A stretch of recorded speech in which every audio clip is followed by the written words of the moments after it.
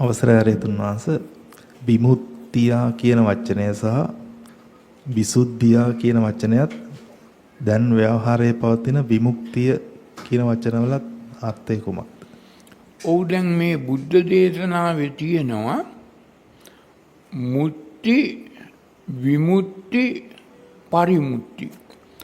මුක්ති කියන්නේ මිදී නිදහස් වීම.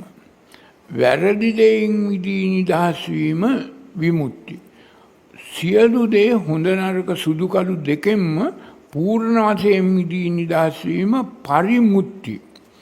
මේ මුක්ති විමුක්ති පරිමුක්ති කියන මේ මාගදී බුද්ධ දේශනාවේ තිබුණු වචන බුද්ධඝෝෂ විසුද්ධි මාර්ගයේ ලියනකොට මේ මුක්ති විමුක්ති පරිමුක්ති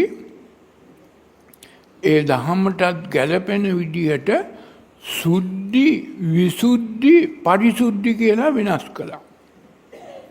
ඒ නිසා ත්‍රිපිටකයේම තිබුණු මහා සතරාතිපට්ඨාන සූත්‍රයේම තියෙන මේ මුක්ති විමුක්ති පරිමුක්ති පරිසුද්ධි කියලා ලිව්වා. පරිසුද්ධි කියලා ලිව්වා. ඉතින් ඒක නිසා අද වෙනකොට ආගමේ තියෙන්නේ සුද්ධි විසුද්ධි පරිසුද්ධි.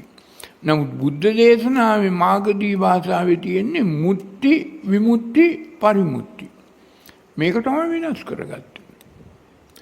අර දේවාගම් සංකල්ප වලටත් ගැලපෙන විදිහට බුද්ධඝෝෂගේ පතංජලි ධර්මයටත් ගැලපෙන විදිහට මේ මුක්ති විමුක්ති පරිමුක්ති සුද්ධි විසුද්ධි පරිසුද්ධි බවට විසුද්ධි මාර්ගයේ ලියුවා. ඒකයි උනේ.